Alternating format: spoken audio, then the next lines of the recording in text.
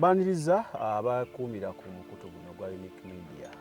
Mukutu guno twaguteekawo okulaba nga kitiibwa kya tugezaako ne tusobola ekitiibwa kya Katonda kiba kirabisibwa ku mukutu guno. So that's why nkwebaza wagula ddatawo agula esimu yiyo osobola okukola buli kimu ky'ojagaza, osobola okusaafinga by'oyagala naye n'osalawo okubeera nga olaba media. Samike ge mannya ge bampita Roland Seruyima ku kamera yabeerako okulaba nga buli kimu okifunanga olina okukifuna.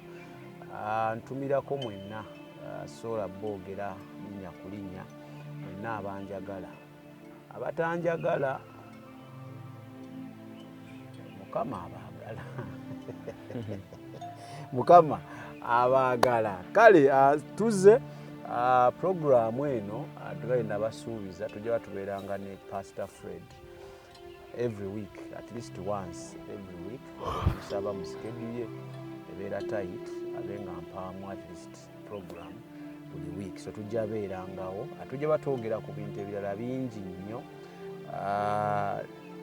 nga le tutupapa kuba teryatugoba mulamwa ki mulamwa ku making sure nti kituba twogeddeko gwali eyo okitegeera. So we don't want to leave any stone unturned.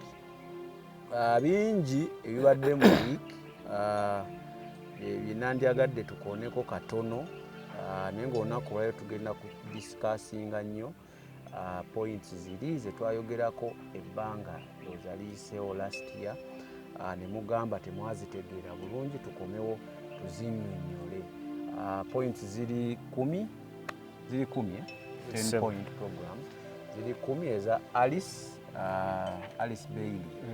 Alice Bailey zetutambulirako kati omulabe Sitaani ze yayita mu bantu be ne bazireeta naye tukkiriza nti ebiriwo kati bitambula mu ggwanga bye tutambulirako kati. So tugamba tunnyonnyola wetunaakoma wetujja okukoma, then ne wiiki ejja tujja zimalayo nga Mukama atusobozesezza tetwagala kupapa. Eri twabiyitamu nga tulonzeemu ezikwata ku bufumbo kubanga twali twogera ku bufumbo. So twabuuka tetugenda leero okubuuka tuzinnyonnyole paka wezinaggwayo. Njagala osooka obuuzeeko ku bantu then tutandikirawo. Mukama yeebazibwe. Amiina ssebo. Kristo Yesu Omunnazaaleesi Omwana Katonda omulamu yeebazibwe. Kubuuzaako n'abooluganda abawuliriza bonna gye bali ku bugazi bw'ensi eno. Manyi Mukama ali omu wange Kristo Yesu Omunnazaaleesi. Manyi nti ne Magombe Sitali bamwita Lord Lucifer. Lord Lucifer. Ge mazima. Tegeeza ogamba praise the Lord. Olina okwawula. Oba tomazeeyo oba toyawudde. Olina b'otegeeza mulala. Wano olinaye Lord. Ssebo yeeyita. Manyi kabbi. Kabbi kyekyo Mukama waffe Kristo Yesu kye yatugamba. Kajja okubba, okutta n'okuzikiriza. Kabbira mu ngeri nnyingi ne kamaliriza nga kakusse ne kamaliriza nga kakoze ki? Kakuzikiriza. Bye bigambo ebyo Yokaana 10:10 bw'atusomesa Kristo Yesu. Naye Yesu Kristo Omunnazaaleesi Omwana Katonda omulamu yeebazibwe, oyo yafa n'azuukira atudde ku mukono ogwa ddyo gwa Katonda Kitaffe omuyisa ebintu byonna. Babuuzaako abooluganda ab'emikwano gye muli mu bitundu bya Uganda eby'enjawulo, gye muli ku bugazi bw'ensi eno. Babuuzaako nammwe abali mu bikujjuko kyandibadde kirungi Kristo Yesu n'abeera nga azuukira mu bulamu bwo, so si lunaku. Kuba era teruli bibiriko nti lwali lunaku bwe ruti. Kitegeera okufa yafa n'azuukira. Naye tekiri bibiriko nti lwali lunaku ki? Ekyo tekyerabirwa bwerabirwa nti olw'okuba bantu kusinza bifaananyi kyovula nti lwakwekebwa olwo. Bintu bingi biwaliwo ebyakwekebwa. Tusinze Katonda omwoyo amaamidde buli wamu. Kale naye tunagenda wano nalabyeko ebbaluwa WhatsApp group yange ya Unique Media.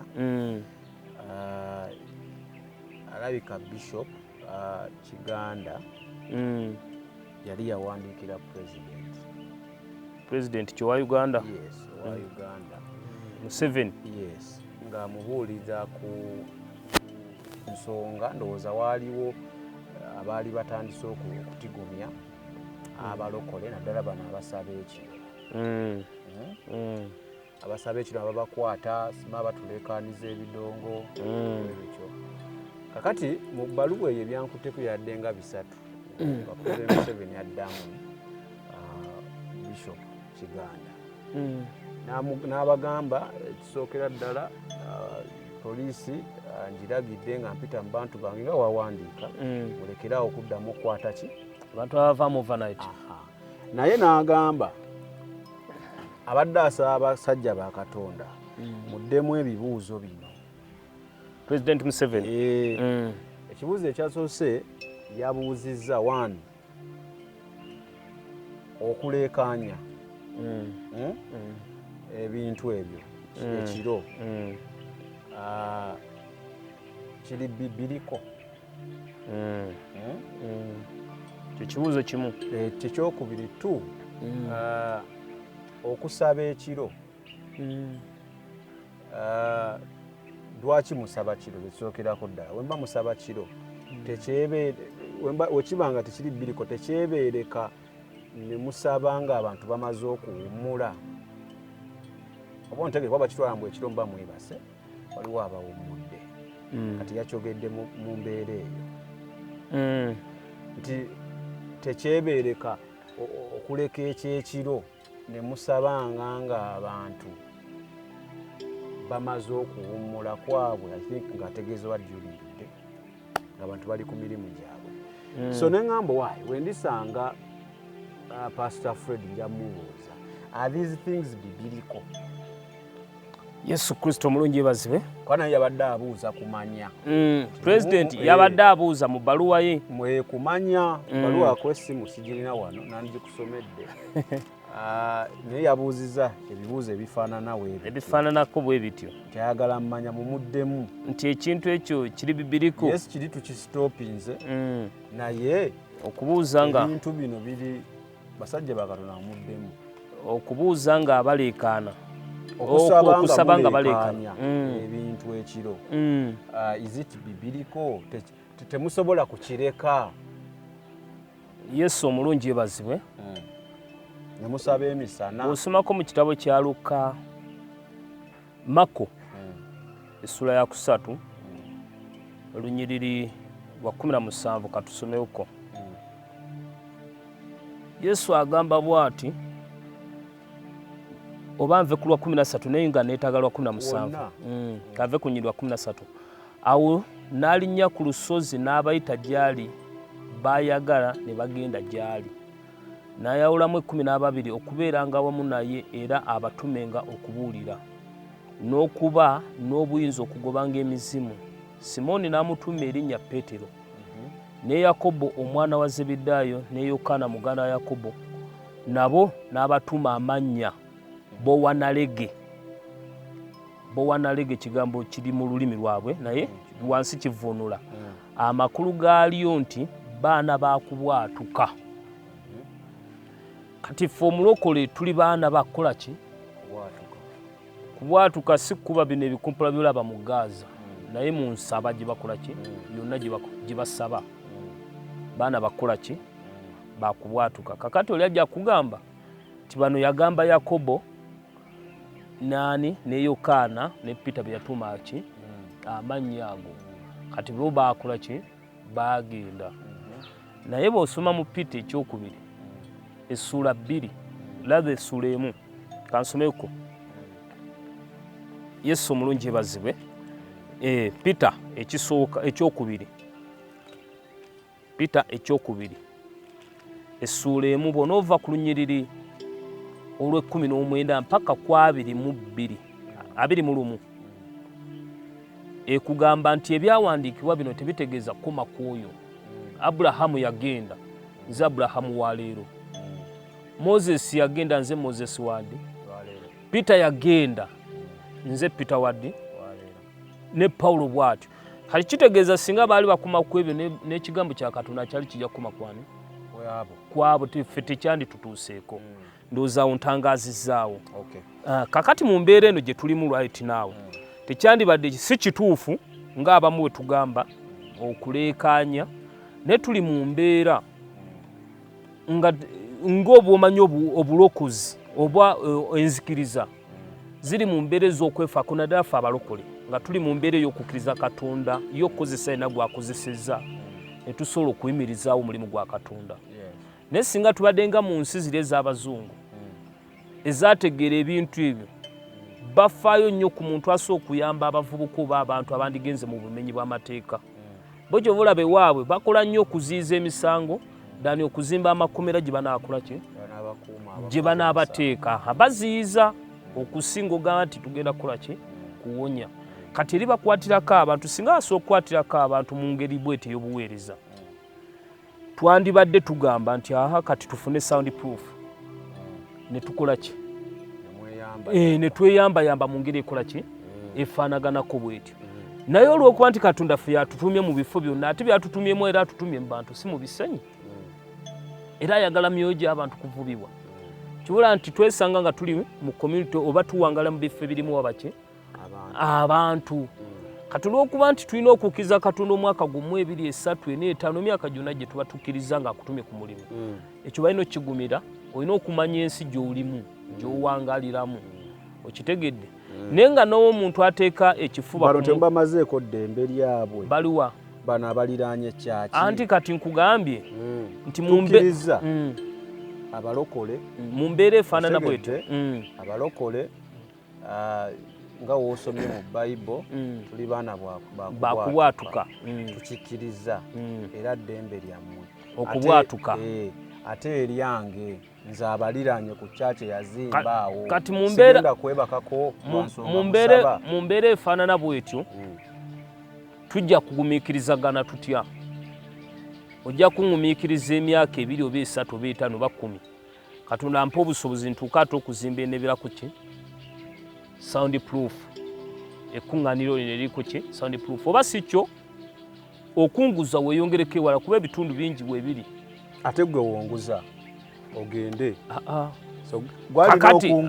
kati lwawo sogerageranya nti nze mu nnyumba eyange nga nze omunaddiini oba muki yenna kale nyina emyoyo gy'abantu bali 5 naye ati wano waliwo omulimu gwa Katonda ogugenda okukolerwa gusitula obukadde n'obukadde bw'abaki bw'abantu kati bw'obiweeyinga ku minzaani aliwo asobola okukola ki kale I think lwako ebbaluwa sigirina kati mu ngeri ng'eyo si mu ngeri ya bubi naye tulina okwegumiikiriza singa zibadde nga ziri ensi ozirabe ez'Abazungu bo kati nga bino ebifo mwe tukuŋŋaanyiza abantu obumenyi bw'amateeka biki ebyo abuuza nti musolooza ssente nga mmeka mu makuŋŋaaniro mwagala obbabuuza ebibuuzo ebyo nanti ekireeta ekyo obbabuuza ebibuuzo ebyo manyi ebigambo bye mwayogera nanti ekyaleeta ekyo manyi nanti kyekino era kye tugenda okwongerako okutangaaza kubanga n'akikubuuza yennyini ne muno era ogenda kuddamu nnyo waliwo olugero lw'Abaganda olugamba mbu wabbanga naye bw'asula mu ddiiro oyinza okwebaka kakati ne bebabuuza ababuuza ne bebabuuza bamanyi bulungi abababuuza kati bali lwaki bali kiriya kubanga balina ebira bye bajemeramu naye mu ekyo babeera straight forward okitegedde naye kati ono akubuuza nga takuteeredde ugundi alina ekigendererwa bweba nambulukufu tubadde tusaba kyaki mutubuulire buli omu atleast atubuulire mufuna kyenkana kitulabe engeri gye tubayambamu Allah era abasumba bennyini basooka okugamba okutuyamba olina sooka kumanya ngeri gye tufuna anyway kale kakati mbadde njagala waliwo ekibuuzo kyogamba ekyokusaba ekiro I think ekyo katugende ku zino then tunadda ngenda kujja n'ebbaluwa eyo so mbibuuze nga we yabiwandiika tujje nga tubitematema obitemeeteme bye tujja okugira okutandikirako ne kati majala tugende ku Alice Bailey 10-point plan for the destruction of Christianity abooluganda basooke bakiwulire bakitegeere Alice Bailey yani basooke bakitegeere. Tutandikire ku Alice Beire. Yani Alice Beire gundi eyo jujukira twakolako emabega kaawo. Waliwo n'abooluganda abaali bakinsabo babaali basaba nga mbala mu comment si waliwo abantu kiranga mu inbox nga agala okuddamu okusoma ku ki ku gundi ku point zino. Yes. Who is Alice Beire? Alice Beire yali mukyala mu Ngereza. Yali mukyala mu Ngereza. Yazaalibwa zaalinduza eyo nga mu 16. Tuyinza obutafunda ddi we yazaalibwa. Naye yaliko omulokole.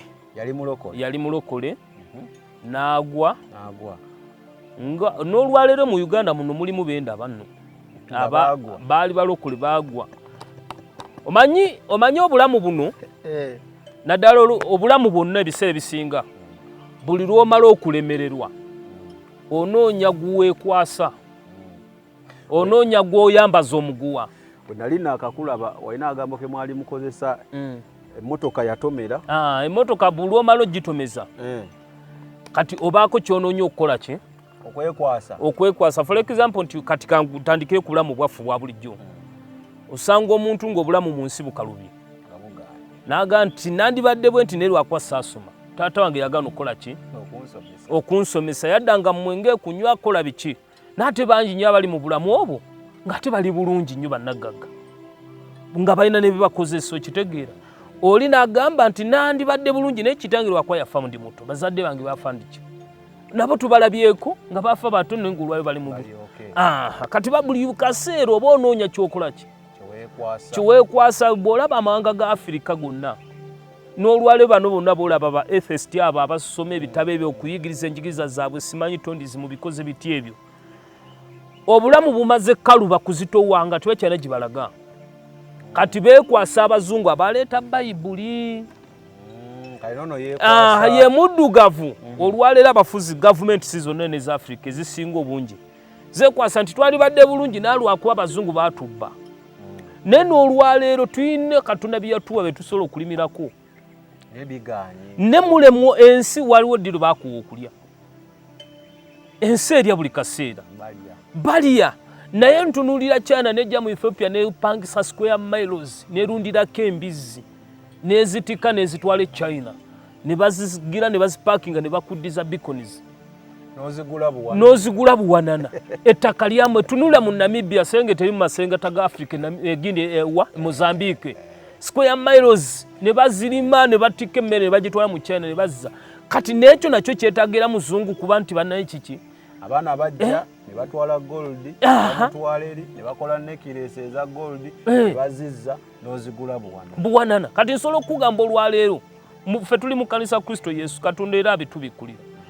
Awe Kalamojja olabaawo wali ebyobugagga eby'omuttaka ebifumbikedde wano. Naye olwaleero entwalibwa gye bitwalibwamu ate bitwalibwa kuyita mu balinga abali mu kanisa no kati weewuunye. Bitwalibwa Bulaaya bazungu abaliyo basirikale ne golabanga pastor yatandise wali kanisa. Mwe bajjidde kye kivumaganya erinnya lya Kristo Yesu. Kakati n'ekyo kyetaaga kugamba nti buli omala okulemererwa onoonya gw'oyambaza omuguwa. Kati Alice Beire naye nga bw'olaba baganda baffe nkugambye wano nabo obulamu bwalemu okutegera obw'omwoyo ne gibalaga ne watuufu ne wa mu mwoyo yatomera. N'atomera. Ngera abali wano benagala sijja kukubira bulango okuba oli ajagenda abanoonyi baani. Naye anoonya bye yeekwasa abazungu kyali bwe kitiibwa bulomala okulemererwa mu ngeri efaanana bw'etyo. Onoonya gw'okola ki? Kati Beire naye yatomera. Wakati mu kutomera omukyalo yali mulokole nga Mungereza n'agenda n'asenga mu Amerika kubanga abantu basenguka batambula ne bagenda ne batandika ewala.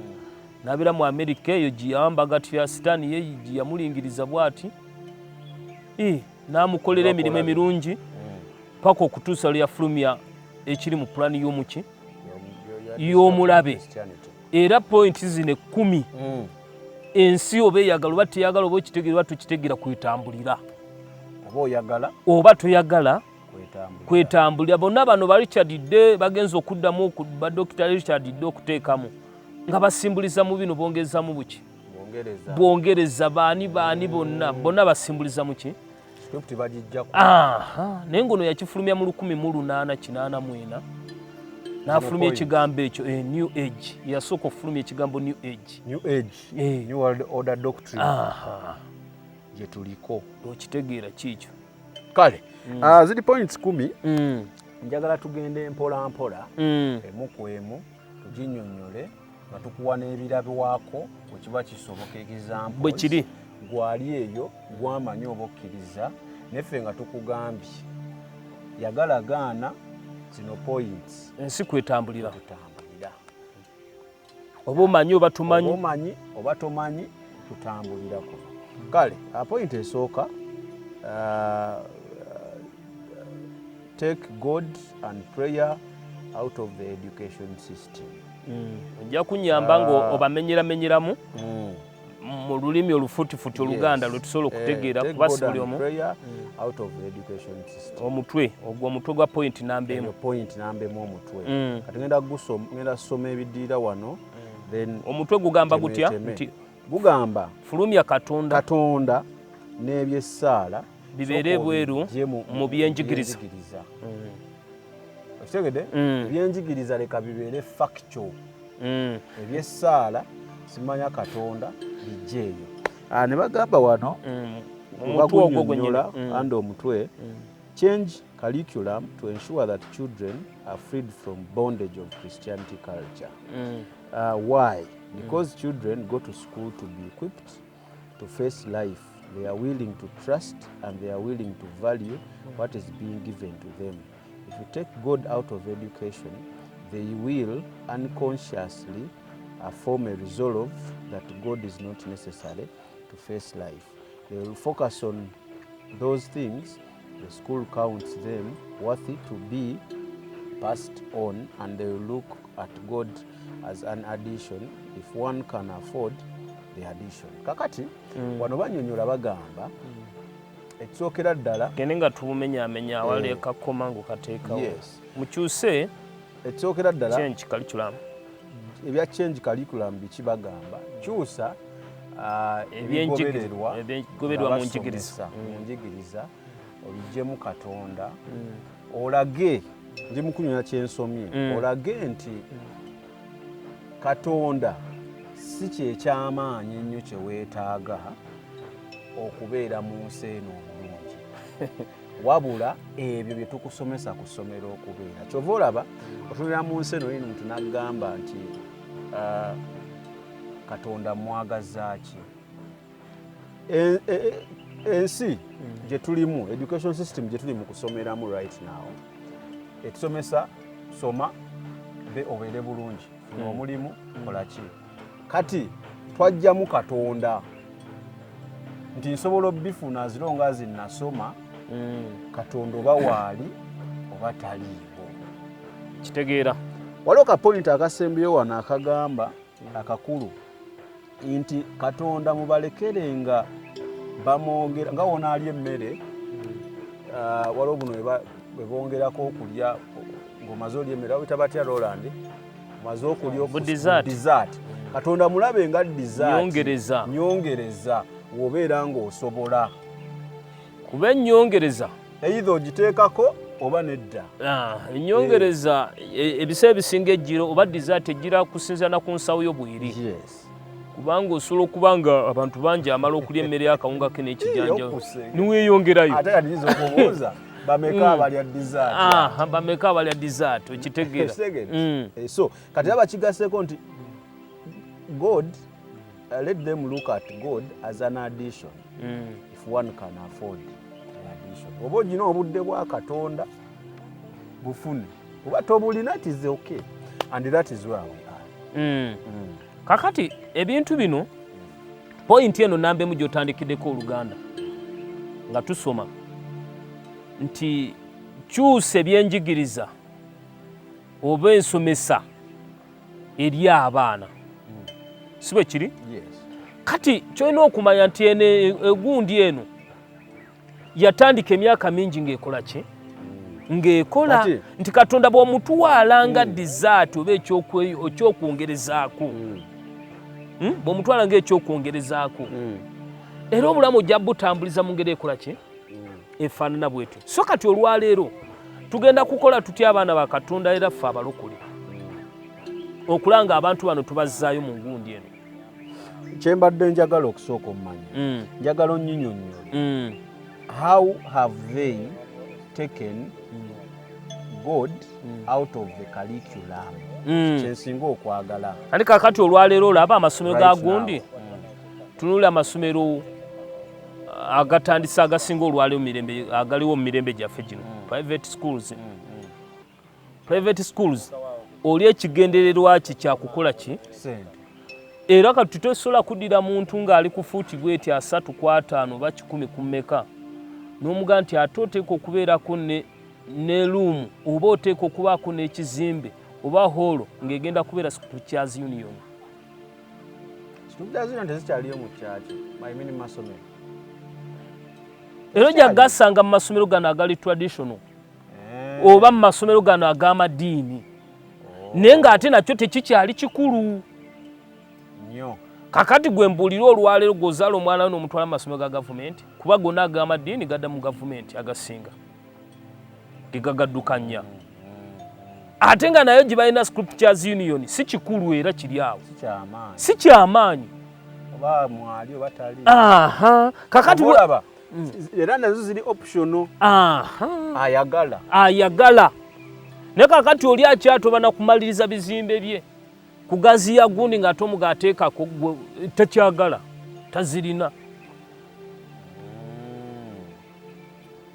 Okitegeera kakati ye Sitaani tajja kujja direct bw'ati nga gwe bolowooza ekyo gy'atandikireyo okulya bw'ati alinga namujinga bwali ekikajjo. Kati amasomero olwala gasinga obungi ga private schools bonna abagalimu ba businessman ba businesswoman. Nfunirawa ng'ate omutaanya ateekako gundi kyaki kubeereko kyapo ng'ajagaza ki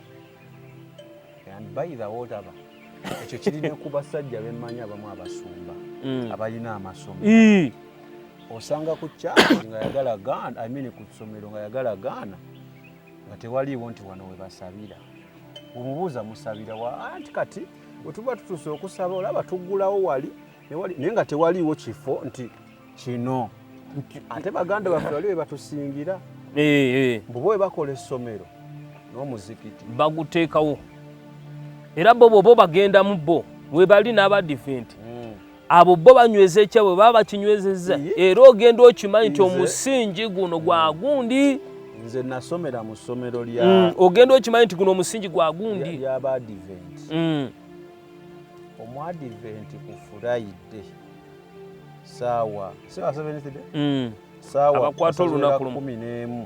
ku Friday kyonna nga bakifreezing tulina kye tukola.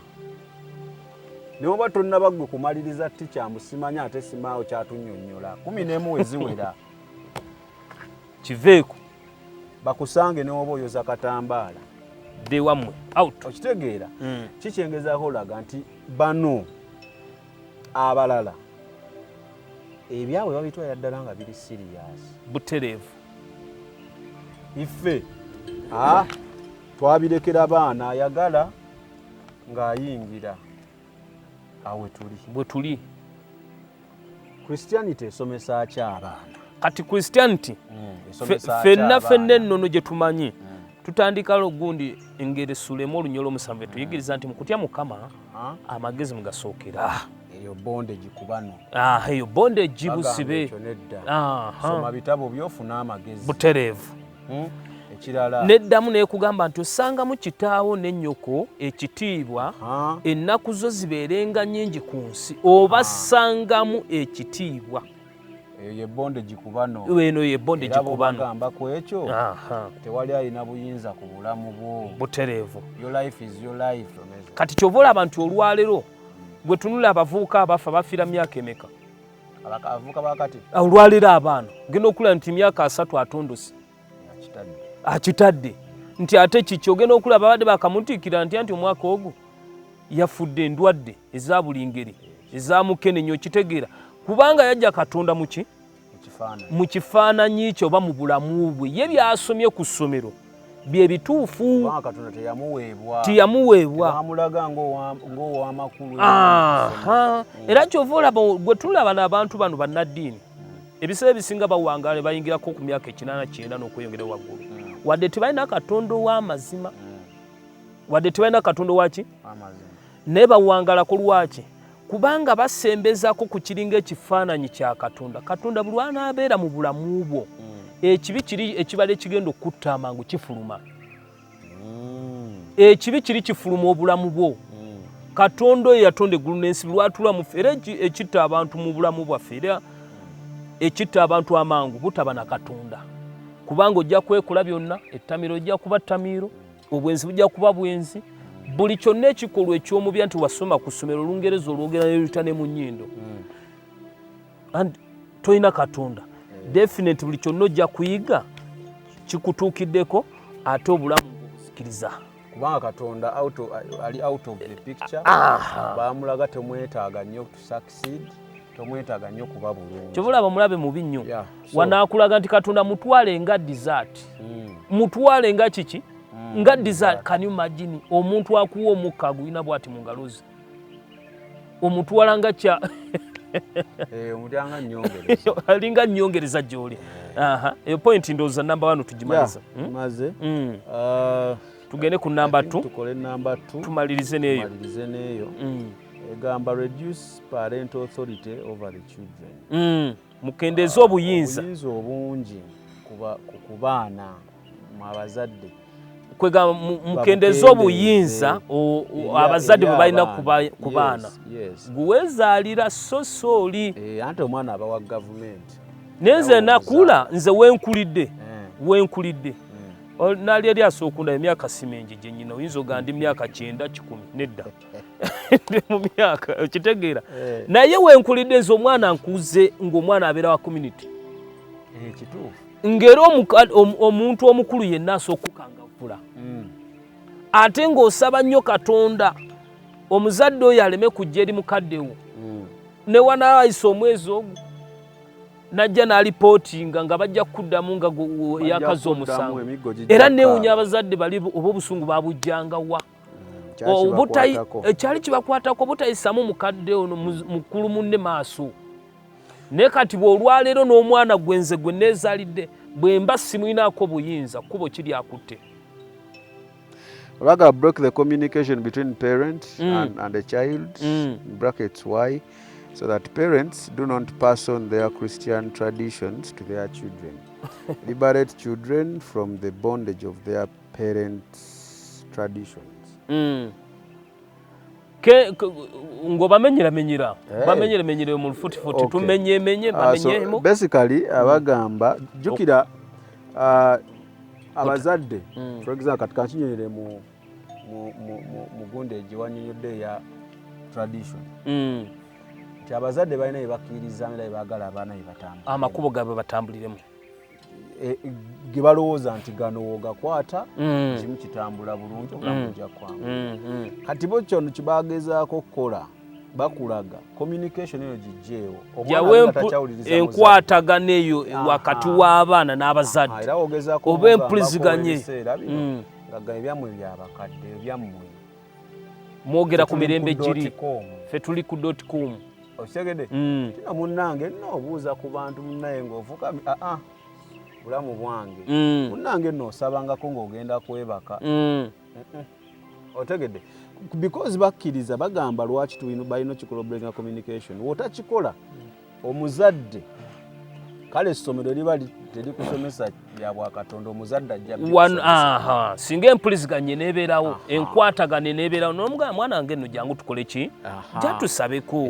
tufukamire tusabe Katonda naye gigirewo ddala abeere ng'ayingira bagamba ng'ayingira oba mu kifulukwa kwega nga toyi kuba toyi tokonkona oba bwe mba ngamba omuzadde ayita eno omwana ayita eno omwana asula mu kidongo oba oli agenze kwetunda gwe tomubuuza tobuuza obulamu bubwe naye ng'asula mu ya muzadde ennyumba era omuzadde gwe buvunaanyizibwa bwe okumulisa n'okumunywesa n'okumulabirira era ogaana omulabirira ng'era tukwata gwe sinaako buyinza ebyo era ekyo bola oyo ajja kuba wa musi wange ekyo kituukiriza otya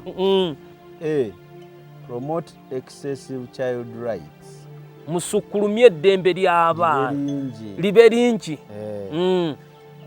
today olwaleero a child is able to say to a parent I do not want to hear that nagamba olwaleero ebyo sibyagala omwana alina obuyinza okwogera nti ebyo by'oŋŋamba saagala kumanya n'enjogera bwetyo bweri I don't want to do what you are telling me. Bajjukiza abooluganda nti tuli ku 10 points tuli ku Alice Bailey's 10-point plan New World Order for the destruction of Christianity doctrine.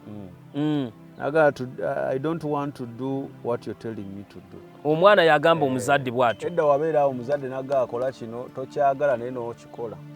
Nakulirako ewa jjajja wange ebuddu eyo nabeerayoko nga nkimanyi bulungi enku ng'abaana abalenzi buvunaanyizibwa wange okusenya enku nze saakula mu masannyalaze nga mmwe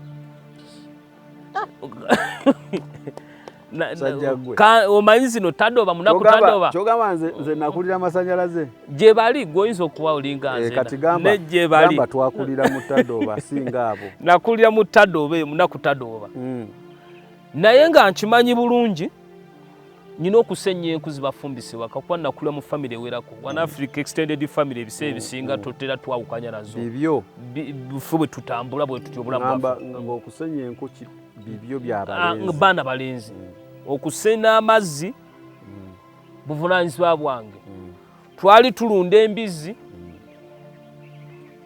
nga si zange wabula za bakadde bange wendi nga nyina okunona ennanda amalagala gye gali kakati olwaleero tosobola kugamba mwana nti enkuki buvunaanyizibwa bwo kale tetuganye ensi ekoze eki ekyuseemuko naye n'omwana okwoza ebintu ewaka kati nno olina kwoyogedde kubanga obuvunaanyizibwa bwange ogula amanda oba gaasi akasobola okugjayo obulungi ku byoyogedde tuwabeerenga ewaka ebuddu eyo ng'ebibyo bimanyi butereevu era mumanyi kati ebikoze ebintu basisita bange ebiki naye era lwe beekyanga nga muzeeyi n'akugamba Fred yoza ebintu ebyo mu bulumi obungi nga gwebyo wabimaze edda by'olina okukola butereevu wabyozanga tolina wogaanira so amugamba muzeeyi nedda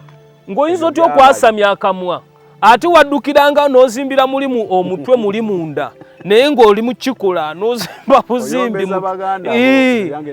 ebyange muli era nga bwe mutuuka okugenda wakiri ku kizaala n'omwesasulizeyo ku ndobo gyo n'omukubira eyo ndobo tubadde mu mupiira child rights era nze muguno omulembe ndaba n'omwana asobola okugenda n'akuwabira ku poliisi okimanyi kati olwaleero olw'okuba nti balina eddembe ndi ku ssimu eno famire tutudde awo naye nga oba muli mu kulya muli ku dining naye ng'omwana ali ku bibye abamanyi n'okusitula naddako ne mu nsonda eri mu ntebe ye abeereko yekave ku dining n'oli ali ku bye n'oli ali ku bye anti eddembe naye ng'alina bakyatinga nabo amugala leero sisoodo manyi ate muze akyalaba kale oba waali oba kakati n'agira ati naali mugira bw'ati muli ku ssimu buli omu eryo ly'eddembe sitano olaba gyakuyunga B.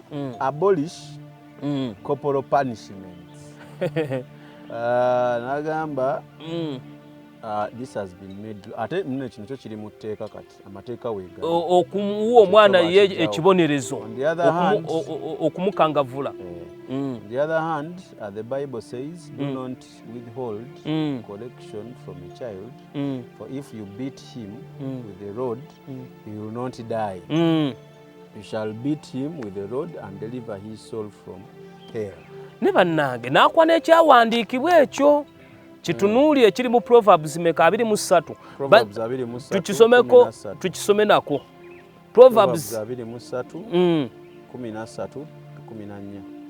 Nti kubanga omwana gwe lyolaba olwali kyogambye kirina mu tteeka tewali kukuba ku mwana atokuba mwana omwana omukangavula manyi waliwo okukangavula n'okutulugula naye kukangavula si mumutulugunya kubanga bw'omukanga vulo kumusuza ekkubo lyakutte oliba owonyezza emmeeme ye mu maki mu magombe si bwe kiise Proverbs 23 olwokumeka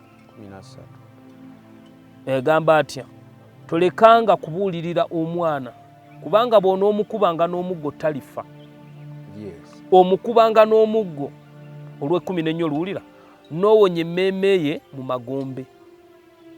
Kale tulikyali ku point ey'okubiri okitegedde mukwano gwange kangavula omwana bw'aba wa gavumenti nze bw'aba wa gavumenti jangu omunono omutwale wa Museveni ne bannamateeka be ne balamuzi banne bwe baba bamuzaala nga nze sigenda kukizange kufaanana kikulekule jangu omutwale. Okay. Tukyali ku point ya reduce parental authority over children. Tukoze okikola otya bwe bamenyamenya promote excessive child rights. Ntukola B abolish corporal punishments. Kati esembayo C bagamba teachers are the agents of implementation. Abasomesa bebagenda okuba beagent okuteeka amateeka gano mu nkola. From workshops, teachers tell children your parent has no right to force you to pray or read the Bible. You are yourself, have a right of your own. You need to discover yourself. Self-expression, self-realization, self-fulfillment, and all buzzwords. Naye ng'eyo yonna tetunaana kuda okumenyamenyako akatundu k'otandikiddeko weebuuze muli kiki ekiri emabega wakyo ekyokugaana okuyigiriza okusaba nekibayisa okukaka okusoma Bayibuli lwaki nga tonaba kwezuula eri bulamu bwo bwansi bw'ogenda kuba lwaki ekiri emabega w'ekyo kizuule lwaki bakikugira nnyo oleme kutegeera kusoma Bayibuli na kusaba kubanga Bayibuli eno ekigambo kya Katonda kino njogera ku Bayibuli va olwali bano abookezaamu ezaabwe naye ekigambo kino ng'osomye Bayibuli ekigambo kya Katonda mujjudde obugagga obwa buli ngeri mujjudde amagezi aga buli ngeri mujjudde buli kyonna ensi kyenoonya ani kati olaba ndabira ddala bo tebaggaana era tebakiteekawo nti tukugaana ngamba gwe omwana akuzeekuzemu ategeera awulira kati omwana lwaki bafa nnyo ku mwana olaba omwana omuto bw'aba akula ewaka ebintu ebisinga byonna nabyomuteekamu empisa naki butereevu ziba mpaka butereevu wakoze kino nedda lwaki genda okikole kati bo kibakugamba ki kubeera engeri ekyogera nti togaananga mukangavula kuba omutwe mu temuba magezi kati bano bo bakulaga nti babateekamu from day one agamuteemingira eyo muteemingira eyo amudiverting amuteeke gy'ayagala kyolaba abatono nnyo abatuuka nga bakulu narealizinga nti ekigambo kino kyamaanyi n'asoma Bayibuli ye n'ategeera amazima naye abasinga bagenderayo kubanga from day one okutandika okutegeera gwe yeesalirawo kali keŋŋambye nti weezuule self realization kosomye sikogambye anti kali obudda kenjogera nti nno babateekamu kiri nti olina okwezuula kikyo weezuule era kaakano weezuule weetegeere gwamanya obulamu bwo self realization discover yourself self expression nti beera ng'osobola okweyogerako kati olaba ebintu bino era nja kuleeta examples nyingi kale tetuganye n'ensi yeeyongedde abantu abangi obungi naye gye tukomye okulaga nti ffe tulina kweyimiriza ku bulamu bwaffe sitaani nga yatuleetera ekyo nze luli nakula ng'ekigambo kibayita bamalaaya nga bagamba babeere mu kibuga era sibalabanga nako era nga balaba omwana ow'obuwala ayambadde empale nze we nabeerako mu Buddu ebuddu eyo Masaka nga balaba omukazi ajjidde mu mpale waliwo zino ezibaleetanga enene zibayita sikaati mpale okimanyi nga bagamba muwala wa gundi yayingirwa alabika malaaya nowebibadde kuva dda muwala wa gundi malaaya naye olw'okuba kati gye tukomye okugamba nti twezuule tutambulire ku njigiriza eno oba ku bulimba bwa setaani okimanyi kati ne ka trading center ku kyalo nawo waliwo bamalaaya ate kati eyolaze wala eyo laze wala kati kyekyo ndoza gyakusindise wezuulire eyo trading center wala ku simu yaffe by the way ku masimu trading center laze kwofunira abalina bye batunda wetutuuse mu mbeera ngo edda kyaswazanga ekyamalaaya n'okuyita malaaya nga ne malaaya tayagala okimuyi butereevu right now omwana yeteekamu essimu n'arecordinga n'agamba nze njagadde ssente weeziti sindikako ssente ojje yeekubira akalango yeju baakusindika weezuule kati ye yeezuula ye ekyo kyali era tomusalirawo mubiri gwe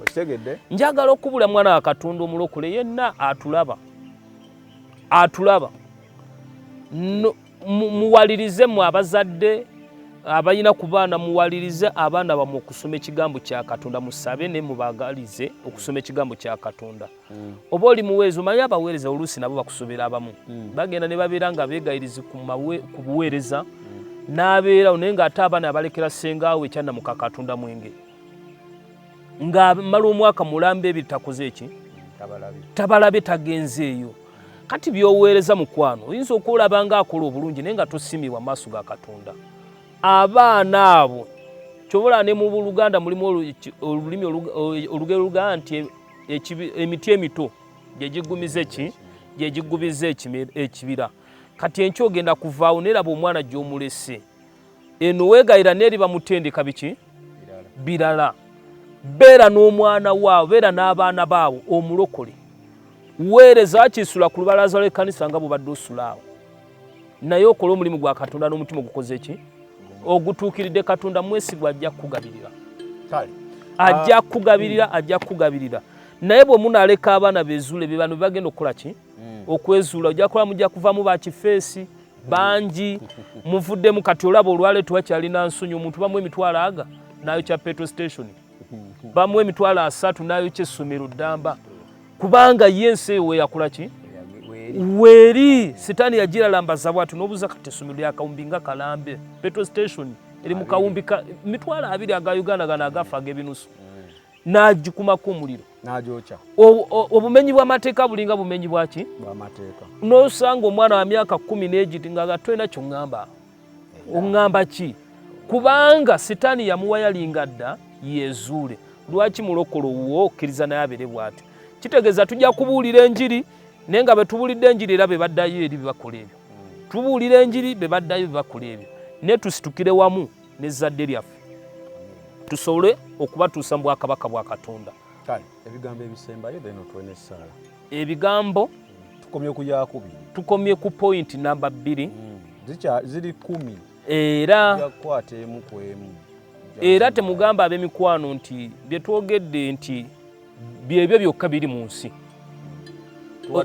tuwadde examples ze tusobola okumanya okutalaba okutegeera nawe gy'oli olaba osobola ogenda ku gundi ya UN n'oginoonyaako bw'oba osobola ogidawulodinga Alice Annie Beire amannya ge gonna Alice Annie Beire 10-point program 10-point plan for the destruction of Christianity target eri kwani ku mulokole teri ku musiraamu teri ku mukatuliki teri kuki point eyo namba 3 tujja gimenya nnyo giraba tunadda olaba obulokozi kyeki era kya bbeeyi era olaba ekikkirizibwa mu maaso ga Katonda kubanga abantu balina enjigiriza zaabwe balina enzikiriza nnyingi naye waliwo enzikiriza ekkirizibwa mu maaso ga Katonda era omulabe bw'aba akuwadde kino Christianity kyoba osooka okunoonya ogambe lwaki alwanyisa Christianity era Christianity eki era gye tunaalaga eno wansi bwe tunaala tutandise waliwo gundi eri Abrahamic House bagizimba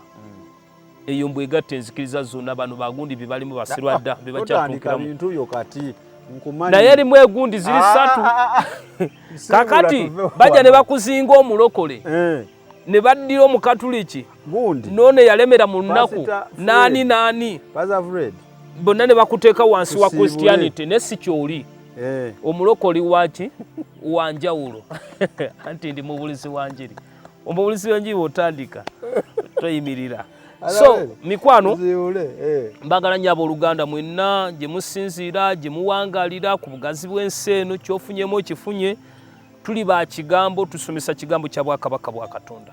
Era nebaza Katonda olwa unique media eno ebisomooza weebiri naate bujja kuba leero bujja kuba kati kampigano ngeri waggulu. Kampigano kyeki nti buli banga kati kampigano buli banga kati kyotankola Yesu Kristo omulungi ebazibwe ngeri waggulu kubanga yo omulimu gwayo kuvumbula ki oba kuvuba myoyo gy'abaana ba Katonda.